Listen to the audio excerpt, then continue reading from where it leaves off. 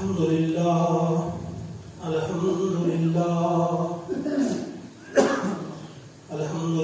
رب العالمين، والصلاة والسلام على رسوله الأمين وعلى آله وأصحابه أجمعين. أما بعد، فقد قال الله عز وجل: أعوذ بالله السميع العليم من الشيطان الرجيم. بسم الله الرحمن الرحيم.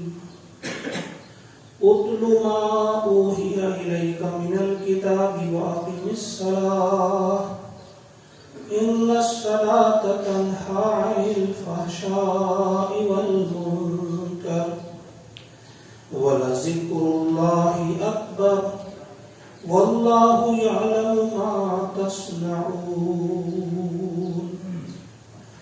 آمنت بالله صدق الله العظيم. رب اشرح لي صدري ويسر لي أمري واحلل عقدة من لساني يفقهوا قولي. رب زدني علما. ربنا زدنا علما وحلما وفهما وألحقنا بالصالحين. ربنا تقبل منا إنك أنت السميع العليم. معزز و محترم حاضرین، السلام علیکم ورحمۃ اللہ وبرکاتہ.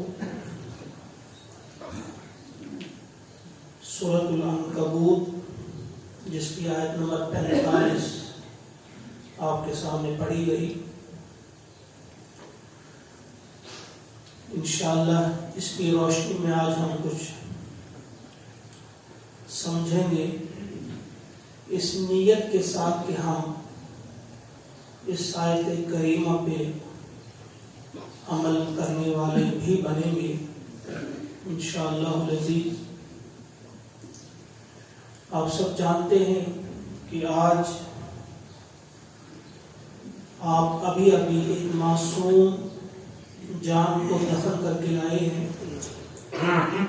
3 ماہ کا یہ بچہ جس نے ابھی نہ کچھ بولا، جس نے ابھی کوئی بھی عمل نہیں کیا،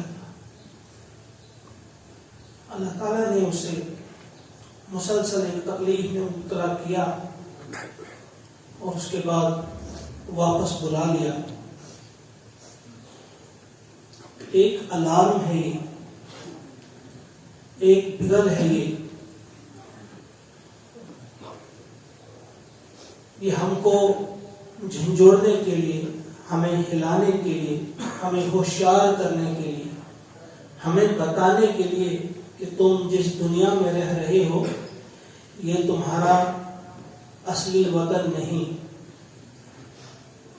یہ ہمیشہ رہنے کی جگہ نہیں. کاش کہ ہم سمجھتے، کاش کہ ہمارے دل کے کان جو ہیں وہ کھلتے اس دھماکے سے. آپ سمجھے ایک قسم کا دھماکہ ہے، جب کسی کی موت ہوتی ہے تو یہ دھماکہ ہوتا ہے تاکہ ہمارے کان کھل جائیں. جو ہم اندھے بہرے بن کر زندگی بسر کرتے ہیں، ہمیں احساس ہی نہیں ہوتا کہ ہم کہاں ہیں، ہم کیوں بھیجے گئے ہیں. تو بہرحال اللہ سے دعا ہے، دعا ہی کی جا سکتی ہے، اور دعا ہی ایک مضبوط ترین ہتھیار ہے. ہم اللہ سے دعا کرتے ہیں کہ وہ ہم سب کو عقل سے کام لینے کی توفیق عطا فرمائے.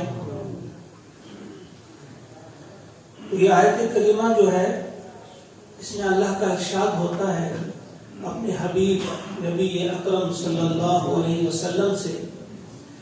فرماتے ہیں، دراصل ان سے خطاب ہے لیکن اس میں ہم سب کے لیے ہدایت ہے۔ بہت ساری آیات ایسی ہیں، آپ جانتے ہیں کہ حضور کو مخاطب سمجھ کر بات کہی گئی ہے، لیکن وہ ہم سب کے لیے ہوتا ہے اس میں حکم۔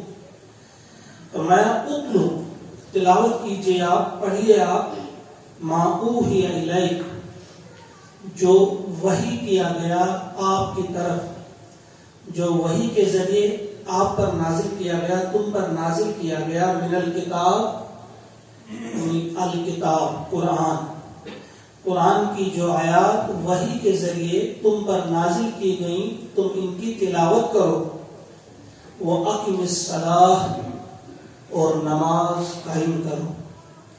تلاوت اور نماز قائم کرنے کا حکم ہو رہا ہے۔ تلاوت اور نماز، یہ وہ حالات ہیں کہ انتہائی شدت اختیار کی تھی، بہت زیادہ گھمبیر حالات تھے، پریشانیوں کا سامنا کر رہے تھے سارے ہی مومنین۔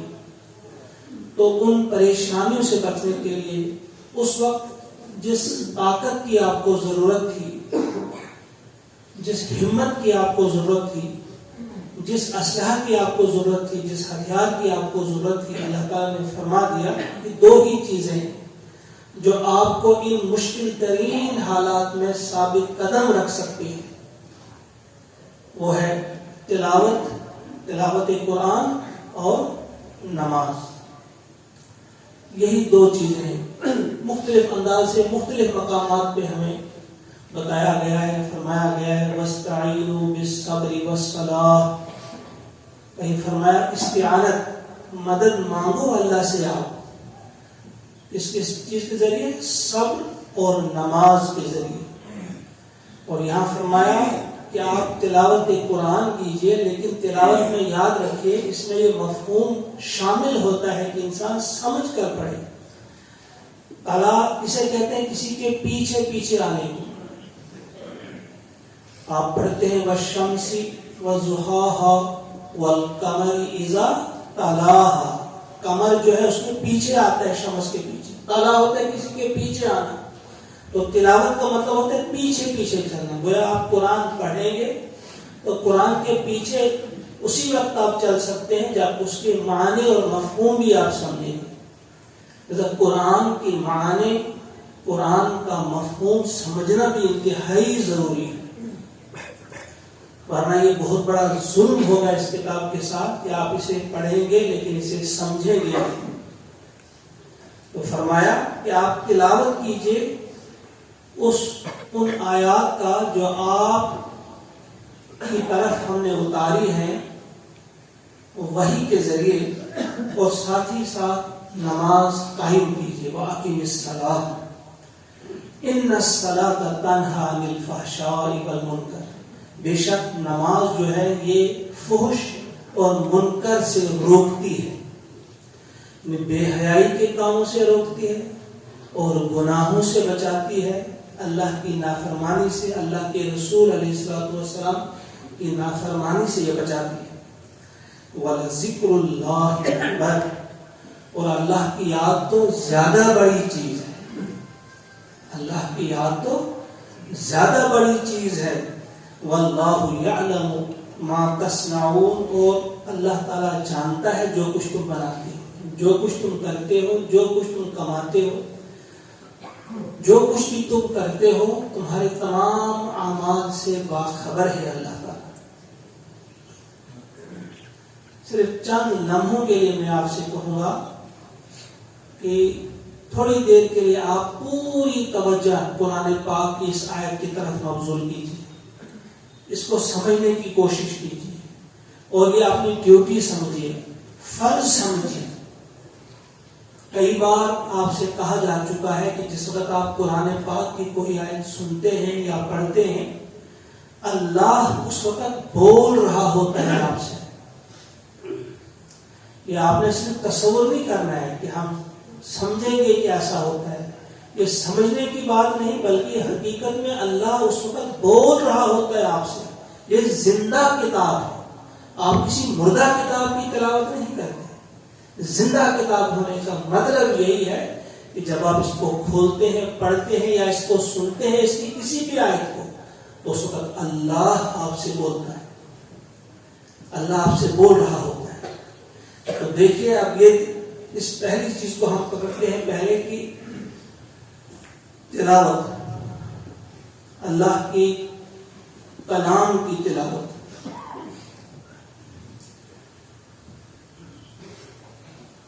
کتنے لوگ ہم میں ہیں، اگر میں اس وقت گستاخی کروں گا، صرف میں کہوں گا آپ میں سے ہاتھ کھڑا کریں کس کس نے آج تلاوت کی ہے، تو کتنے ہاتھ کھڑے ہوں گے؟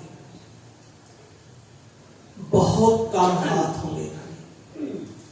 اب اگر جو چند ہاتھ ہوں گے بھی کھڑے، پھر ان سے پوچھا جائے گا بچہ بتاؤ سمجھ کر کس نے پڑھا ہے، اس کا ترجمہ، اس کی تفسیر ہے، اس کو سمجھنے کی کوشش کتنے کی، پھر اس میں سے کتنے باقی رہ جائیں گے آپ خود بتا سکتے ہیں۔ یعنی کس حد تک کہاں پہنچے ہم۔ آج ہم شکوہ کرتے ہیں کہ ہم ذلیل ہوئے، ہم خوار ہوئے، ہم یہ ہوا وہ ہوا۔ تو ہماری اس نفس پہ ہاتھ رکھ کر حکیم الامت نے کہا تھا بہت پہلے، وہ زمانے میں معزز تھے مسلمان ہو کر، اور تم خوار ہوئے تاریخ قرآن ہو کر۔ تمہاری یہ خواری جو ہے، یہ ذلت جو ہے، اس کی وجہ اور کچھ بھی نہیں، کیا ہے؟ تم تارک بنے ہو قرآن کی، تم نے ترک کیا ہے، پیچھے چھوڑا ہے تم نے قرآن کو، لہذا ذلت تمہارا مقدر ہو چکی ہے۔ اگر آج بھی ہم چاہتے ہیں کہ ہماری یہ ذلت ہم سے دور ہو، ہمیں پھر وہی عزت ملے جو تھی کبھی، تو اس کے لیے پہلا کام یہی کرنا ہے جو فرمایا جا رہا ہے کہ تلاوت قرآن کیجیے۔ تو پہلی چیز کہ تلاوت، تہیہ کیجیے سب۔ میں اس چیز پر زیادہ نہیں جا سکتا اس وقت، کیونکہ وقت اس وقت بہت کم ہوتا ہے۔ تو یہیں پہ آپ اتنا ہی سمجھ لیجیے کہ آج آپ نے ایک عہد کرنا ہے۔ میں آج دو ہی باتیں آپ سے کرنے چاہ رہا ہوں بس، پہلی تلاوت کے بارے میں، دوسری نماز کے بارے میں۔ تو تلاوت کے بارے میں آج آپ عہد کر لیجئے کہ ہم ضرور تلاوت کیا کریں گے۔ اگر انتہائی مصروفیت کبھی رہی تو پھر بھی ہم 15 منٹ سے کم کبھی نہیں کریں گے تلاوت۔ یہ آپ تہیہ کر لیجئے، عہد کر لیجئے۔ اگر کبھی آپ سے چھوٹ جاتی ہے، کچھ جرمانہ کیجئے اپنے آپ کو، کوئی سزا دیجئے خود اپنے آپ کو، تاکہ آئندہ آپ سے غفلت نہ ہو۔ پہلی چیز یہ۔ دوسری چیز، اب نماز قائم کرنے کا حکم، وہ اقیم الصلاۃ، نماز قائم کرو۔ تو نماز کے سلسلے میں بہت زیادہ لاپرواہی ہم سے ہوتی ہے۔ اتنے ہم میں ابھی روزوں سے ہم فارغ ہوئے ہیں، روزوں میں ہم دیکھتے تھے کہ صبح یہ مسجد بھری ہوتی تھی، آج ہم دیکھتے ہیں کہ دوسرا صفحہ مکمل نہیں ہوتا، کبھی ہوتا ہے کبھی نہیں ہوتا، بس 2 صفحے آپ سمجھیں۔ اور میں اپنے ایک دوست سے آج ہی بات کر رہا تھا کہ تم نے صبح اذان دی تو نماز کس نے پڑھائی؟ کہا آیا نہیں کوئی، میں اکیلا تھا، میں نہیں اذان دی، میں ہی نماز پڑھ کے گھر آ گیا۔ یہ نماز، یہ پہلی چیز جو ہے، اولین کوشش نماز، وہ جو آپ پڑھتے ہیں، اس دن بھی سب سے پہلی چیز جس کے بارے میں سوال ہوگا وہ نماز ہی ہوگی۔ تو کیا ہم اس نماز کے ساتھ اتنی غفلت برتتے ہیں، اتنی بے حسی ہے، اتنے ہم نافرمان ہیں؟ ہم کہتے ہیں چلو جی صبح کی نماز قضا ہوگی، 1 بار ہوگی، 2 بار ہوگی، بار بار قضا ہوگی، بار بار ہماری جماعت ہم سے چھوٹ جائے گی۔ کرکٹ آپ کھیلتے ہیں، کرکٹ سے بڑے آپ بہت زیادہ کرکٹ کے دل دادا ہیں، میچز ہو رہے ہیں، آج بھی ہو رہے ہیں، وہاں آپ کو ایک اوور میں کتنی بار آپ کو اجازت ہوتی ہے باؤنسر مارنے کی؟ آپ کہیں یہ غلطی ہو گئی، 1 مارا، 2، 3، تو کیا آپ کو پینالٹی نہیں پڑے گی؟ آپ بار بار کہہ سکتے ہیں ہم سے غلطی ہوئی اب ہمیں چھوٹ دیجیے. نہیں، چھوٹ ہے آپ کو 1-2 کی چھوٹ ہے یا کتنے کی چھوٹ ہے؟ آپ روزانہ کہیں گے ہم سے غلطی ہوگی تو کیا آپ کو چھوٹ ملے گی؟ آج نماز جماعت کے ساتھ نہیں پڑھ سکے، کل پھر نہیں پڑھ سکے، آپ پرسوں پھر نہیں پڑھ سکے.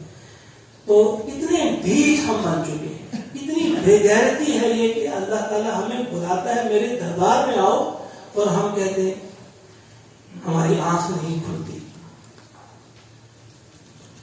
تو اس چیز کی طرف دھیان دیجئے کہ یہ بار بار کی غفلت اور بار بار کی نافرمانی اس پر بڑی شدید گرفت ہوگی. اور امام جعفر صادق رحمۃ اللہ تعالی کے پاس ایک شخص آتے ہیں، انہیں سفر پہ جانا تھا، تجارتی سفر پہ. انہوں نے کہا ذرا استخارہ میری طرف سے آپ کیجیے تھوڑا سا، کیا یہ سفر میرے لیے مفید ہے؟ تو انہوں نے استخارہ کیا، کہا کہ نہیں آپ سفر مت کریں. لیکن انہوں نے ایک بنا لیا تھا موڈ، وہ چلے گئے سفر پہ. وہ سفر پہ جب واپس آ گئے تو بالکل ان کی وہ غیر معمولی انداز میں ان کا جو نفع تھا بہت زیادہ کمایا انہوں نے. وہ ان کے پاس گئے کہ آج تو میں نے بہت زیادہ کمایا. آپ نے کہا کہ آپ کے لیے سفر جو ہے مفید نہیں ہوگا، خسارہ ہوگا آپ کو. میں نے تو آج کافی کمایا. اس نے کہا نمازوں کا کیا حال رہا؟ کہا فلاں دن صبح کی نماز میری قضا ہوگی. کہا تو پھر دیکھو یہ آپ کا فائدہ ہے کہ خسارہ ہے؟ کتنے بڑے خسارے آپ میں آپ ہیں. پیارے نبی صلی اللہ علیہ وسلم نے فرمایا ہے صبح کی جو 2 سنتیں ہیں، فرض کو پہلے چھوڑیا، فرض کا تو مقام بہت بلند ہے، 2 سنتیں جو ہیں ان کے بارے میں آپ نے فرمایا کہ یہ دنیا و ما فیہا سے بہتر ہے.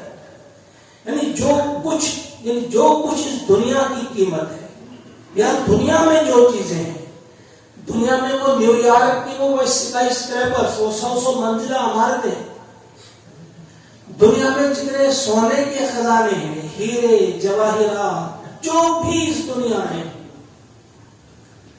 کہتا اس سے بہتر ہے صبح کی 2 سنتیں. اب خود آپ اندازہ کرو تم نے گھاٹے کا سودا کیا ہے یا نفع کا سودا کیا. وہ کتنا بھی تم نے کمایا ہو لیکن نماز تم نے کھوئی ہو، نماز تم نے ضائع کی ہو تو یہ تمہارے لیے گھاٹے کا سودا ہے. بار بار غور کیجئے اس بات پہ کہ نماز کے بارے میں کتنی زبردست تاکید آئی ہے. فرمایا جا رہا ہے اقیم الصلاۃ. کتنے مقامات پہ، تفصیل میں نہیں جاؤں گا اس وقت.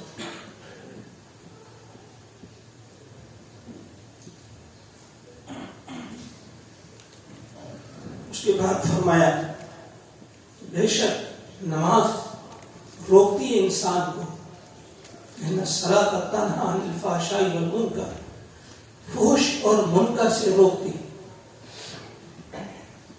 اب جو لوگ نماز پڑھتے بھی ہیں، پہلے تو ان کا تذکرہ تو جو پڑھتے ہی نہیں ان کی کیا حالت ہے، ان کے ساتھ کیا ہوگا، کتنی دیر انہیں جہنم میں جلنا ہوگا. ایک نماز ترک کرنے پر کتنی بھاری سزا ہے وہ آپ پڑھ چکے ہیں، کتنے حقوق آپ کو جہنم میں رہنا ہوگا. اللہ بچائے ہم سب کو.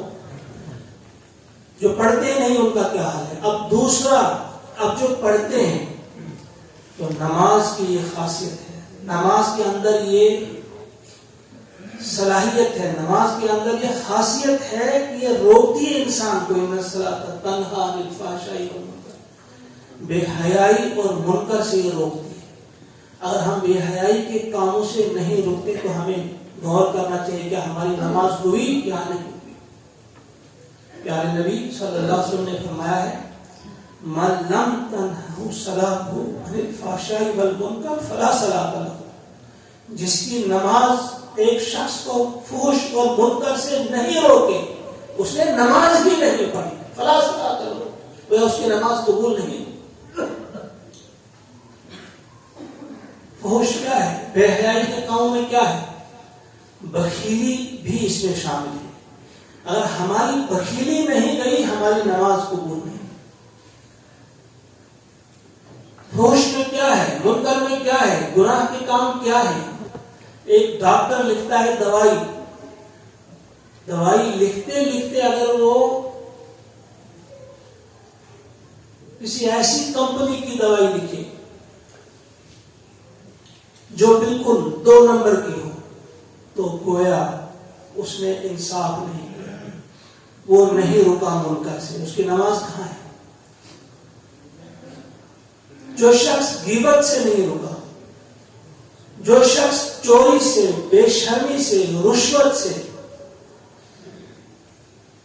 ان چیزوں سے جو نہیں رکا تو اسے غور کرنا چاہیے اس کی نماز کہاں ہے، اس کی نماز ہوئی کہ نہیں ہوئی. حضور فرماتے ہیں فلا صلاۃ لہ، اس کی نماز ہی نہیں. اور اس کے بعد پھر تیسرا پوائنٹ صرف شارٹ میں بتا رہا ہوں، تفصیل میں نہیں جاؤں گا اس طرح. بھلا ذکر اللہ اکبر، اور پھر اللہ کی یاد تو زیادہ بڑی چیز ہے. اللہ کی یاد کیا ہے؟ اللہ کی یاد کیا ہے؟ اس کے کئی معنی مفسرین نے بیان کیے. ایک یہ کہ نماز تو آپ نے پڑھی، یہ ذکر تو آپ نے کیا، اب آپ جب یہاں سے نکلیں گے، آپ دکان پہ تولیں گے تو آپ کو وہاں اللہ کو یاد کرنا ہے، بالکل ٹھیک ٹھیک تولنا ہے. جب کہیں بولیں گے تو بالکل ٹھیک ٹھیک بولیں گے، جھوٹ نہیں بولیں گے، دغا نہیں گے، دھوکہ اور فریب اس سے بچیں گے. یہ ذکر اللہ ہے. بلا ذکر اللہ، ایک تو اس کے یہ مطلب ہے. دوسرا مطلب یہ ہے بلا ذکر اللہ اکبر، کہ اللہ کی یاد زیادہ بڑی چیز ہے. تم نے اللہ کو یاد کیا، یہ بھی اچھی چیز ہے، بڑی چیز یہ بھی ہے، لیکن اس سے زیادہ بڑی چیز یہ ہے کہ اللہ آپ کو یاد کرے. کیونکہ اللہ تعالیٰ نے فرمایا ہے فاذکرونی اذکرکم، تم مجھے یاد کرو میں تمہیں یاد کروں گا. جب تم اللہ کو یاد رکھو گے تو یاد رکھو کہ اللہ بھی تمہیں یاد رکھے گا، اور اس کا یاد رکھنا زیادہ بڑی چیز ہے. والا ذکر اللہ اکبر، کہ آپ نہیں چاہتے کہ اللہ آپ کو یاد رکھے، اس کے لیے آپ کو بھی اللہ کو یاد رکھنا ہوگا، نماز کو پڑھنا ہوگا. اب نماز کے بارے میں تھوڑی 1-2 چیزیں میں بتاتا ہوں. نماز کیا ہے، ہمیں اس بات کا احساس نہیں. میرے کچھ دوست نے مجھے سوال کیا تھا کہ توجہ ہماری نہیں رہتی ہے نماز میں، بار بار ہم رکھتے ہیں، ادھر ادھر جاتے ہیں، کیا کریں؟ تو ایک تو میں نے ان سے کہا تھا کہ آپ جو چھوٹا سا کتابچہ ہے مومن کی نماز جو میں نے لکھا، اس میں کچھ چیزیں میں لکھی، ایک تو وہ پڑھیے آپ. دوسری 1-2 باتیں میں اس پر اور آپ کو بتانا چاہتا ہوں کہ جب آپ نماز کے لیے کھڑے ہوتے ہیں پہلے آپ وضو کرتے ہیں. جب آپ وضو کرتے ہیں شعور کی بیداری کے ساتھ آپ وضو کیجئے، بسم اللہ کہہ کے آپ نے وضو کرنا ہے. جب آپ ہاتھ دھو رہے ہیں تو اس یقین کے ساتھ دھو لیجئے کہ ہاتھوں کے گناہ دھل گئے. جب آپ کلی کر رہے ہیں تو یقین کے ساتھ اور شعور کے ساتھ کہ میری زبان کے گناہ سے دھلے جا رہے. اسی طرح ناک میں پانی آپ ڈال رہے ہیں تو ناک کی وجہ سے جو گناہ ہوئے ہوں گے. اب ناک سے کیا گناہ آپ کہیں گے؟ آپ خود سمجھ سکتے ہیں کس قسم کی خوشبو انسان سنتا ہے، کس کس کی خوشبو، کس کس کے پہلو میں کبھی کبھی انسان جاتا ہے، وہ گناہ ہے. جو بھی خوشبو ہے غلط قسم کی، اس سے آپ چہرہ دھوتے ہیں تو آپ کے آنکھوں کے جو گناہ ہے وہ دھل جاتے ہیں. اسی طرح پھر کان کے، سر کے، اور پھر پیروں کے گناہ جو آپ چل کر گئے ہوں گے کسی، تو گویا آپ نے جب وضو کیا آپ بالکل صاف ہو گئے، پاک ہو گئے. آپ پڑھتے ہیں اس کے بعد اللہم اجعلنی من التوابین واجعلنی من المتطہرین، وہ دعا بھی آپ کرتے ہیں، وہ بھی آپ شعور کی بیداری کے ساتھ کرتے ہیں. اور ساتھ ہی ساتھ جس وقت آپ وضو کرتے ہیں باہر اپنے جسم کو پاک کرتے ہیں، اندر اپنے دل کو بھی پاک کرنے کی کوشش کریں کہ آپ کا دل بھی پاک ہو جائے. تمام لوگوں کی، تمام چیزوں کی محبت کو سائڈ میں رکھ دیجئے، باہر نکال دیجئے، اور اللہ کی عظمت اور اللہ کی محبت کو جگہ دیجئے. بلکہ گھر سے نکلتے ہوئے بھی آپ پڑھیے کہ اللہ میں تیری طرف آ رہا ہوں، کہ اللہ میں صرف تیری ہی رضا کے لیے نماز پڑھنے جا رہا ہوں، میں کسی کو خوش کرنے کے لیے نہیں، مجھے بس تیری خوشی چاہیے۔ اپنی بولی میں، اپنی زبان میں گفتگو کرتے ہوئے آ جائیے۔ پھر وضو کیا آپ نے، پھر اندر جب مسجد میں آ گئے، جب نماز شروع کرتے ہیں آپ، تو جب آپ اللہ اکبر کہتے ہیں، یاد رکھیے بہت بار بتایا جا چکا ہے، پھر غلطیاں ہوتی ہیں۔ یہ ہتھیلیاں جو ہے بالکل خانہ کعبہ کی طرف رہیں، قبلہ کی طرف، اللہ اکبر کہیں آپ۔ اور اللہ اکبر کا مطلب یہ ہے کہ کوئی بھی بڑا نہیں، بس اللہ بڑا ہے۔ آپ نہیں کہیں گے اللہ سب سے بڑا ہے، یہ کہنا درست نہیں۔ وہ آپ کسی کو مقابلے میں لا رہے ہیں، کوئی آپ کے مقابلے میں، جب یہاں کچھ لوگ ہم کہتے ہیں وہ بڑا ہے، اس سے مطلب آپ مقابلہ کر رہے ہیں، تو اللہ کا کسی کے ساتھ مقابلہ ہے ہی نہیں۔ ہم اللہ اکبر کے ترجمہ اکثر دیکھتے ہیں اللہ سب سے بڑا ہے، نہیں، کیونکہ اللہ ہی بڑا ہے، اللہ بڑا ہے یا اللہ ہی بڑا ہے، بس۔ ہم یہ نہیں کہیں گے اس سے بڑا ہے، اس سے بڑا ہے، نہیں، وہ بڑا ہے، ایک ہی ہے، بس، بڑا کوئی ہے ہی نہیں۔ ہم ظاہر نہیں سکتے، تو ذہن میں رکھیں جب اللہ اکبر کہتے ہیں تو آپ آسمانوں میں جتنے بھی مخلوقات ہیں ان کا آپ نے انکار کیا، کوئی بڑا نہیں، زمین میں کوئی بڑا نہیں، مشرق میں کوئی بڑا نہیں، مغرب میں کوئی بڑا نہیں، شمال میں نہیں، جنوب کوئی بڑا نہیں، اللہ بڑا ہے۔ تو اللہ اکبر کہہ کے جب آپ ہاتھ مارتے ہیں، پھر آپ ثنا کہتے ہیں، اس کا ترجمہ ضرور آپ پڑھیں، سبحانک اللہ و بحمدک۔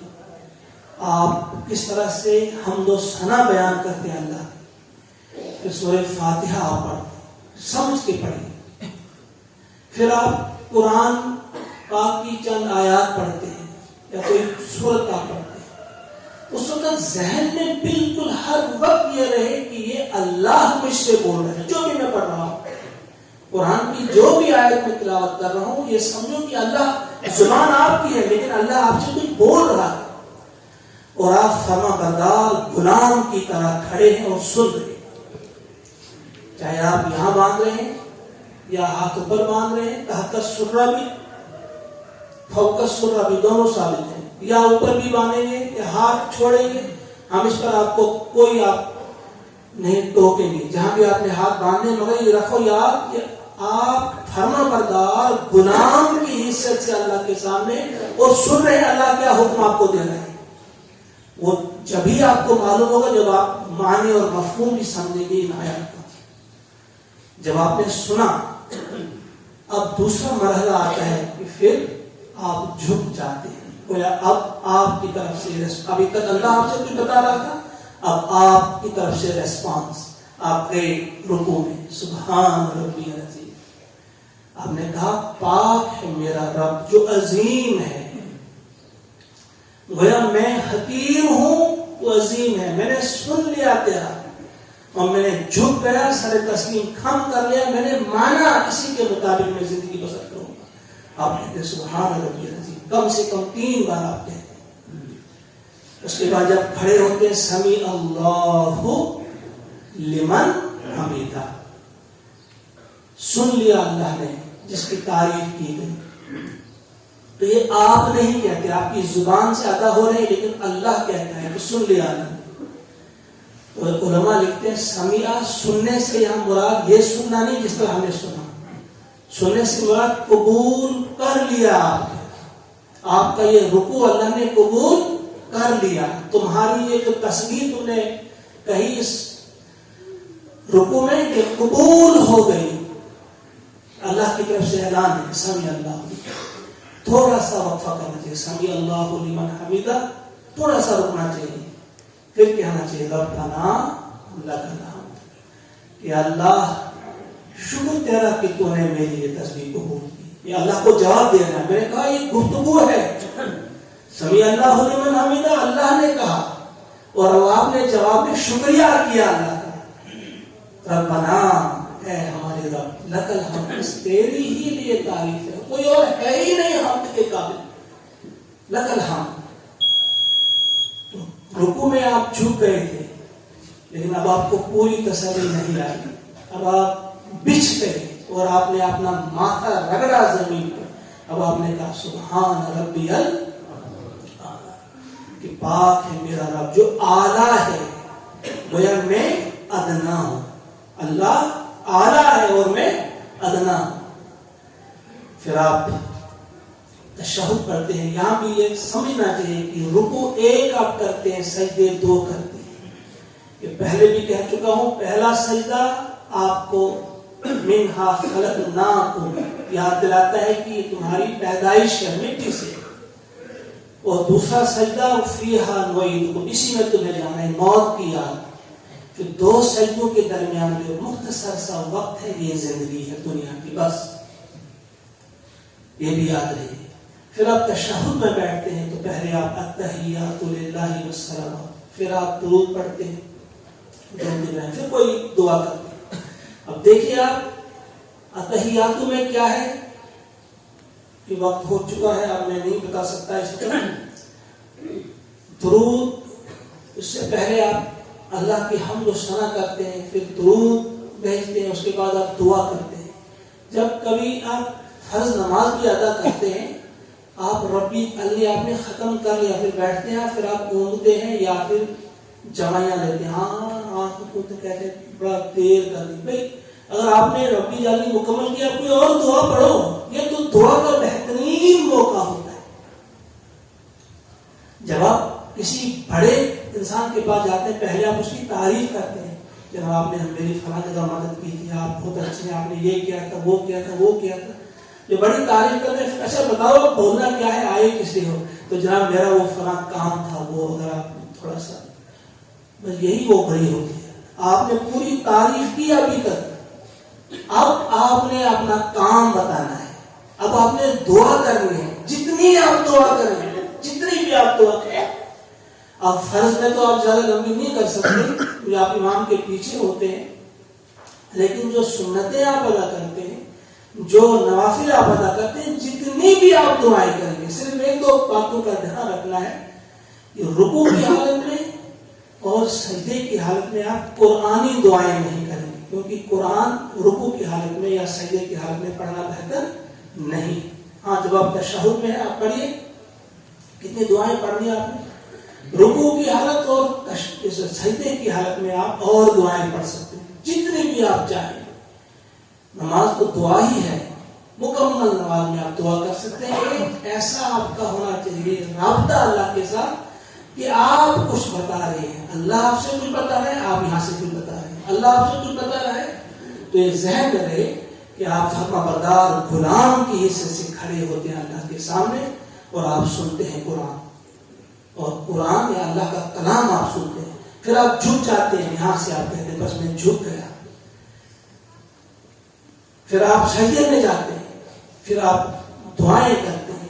تو جب آپ یہ زندہ نماز ہم کہیں گے, یہ مردہ نماز نہیں ہونی چاہیے. کچھ آپ رکھتی رکھائی باتیں پڑھتے ہیں, یہاں سے ایک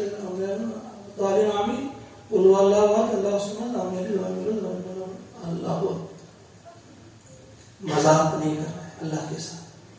یہ اللہ کے ساتھ فرمایا, آپ نے کئی بار وہ پڑھا ہے, سنا ہے کہ غافل دل کی دعا اللہ تعالیٰ قبول نہیں کرتا. وہ آپ سوچ کچھ رہے ہیں اور پڑھ کچھ رہے ہیں, دماغ آپ کا کہیں اور ہے, یہاں سے آپ زبان کہیں اور چل رہی ہے. تو لہذا آج تحیہ کر لیجیے, اور دعائیں بھی بہترین دعائیں ہیں, قرآن پاک قرآنی دعائیں ہیں, اور پھر جو مسنون دعائیں نبی اکرم صلی اللہ علیہ وسلم نے جو ہمیں سکھائی ہیں وہ دعائیں, اور پھر آپ جو چاہیں وہ بھی مانگ سکتے ہیں اپنی زبان میں. اللہ سے دعا ہے کہ ہم سب کو توفیق عطا فرمائے کہ ہم سمجھنے والے اور ہم یہ فہم حاصل کرنے والے بنیں. ہمیں پتہ ہو کہ ہم کیا بول رہے ہیں اللہ کے ساتھ, اور ہمیں یہ بھی معلوم ہو جائے کہ اللہ ہم سے کیا بتا رہا ہے, اللہ ہم سے کیا بتا رہا ہے, تاکہ ہم ان باتوں پہ عمل کریں. رب کائنات مجھے بھی اور آپ کو بھی, ہم سب کو توفیق عطا فرمائے. ربنا تقبل منا انك انت السميع العليم. السلام علیکم ورحمۃ اللہ وبرکاتہ.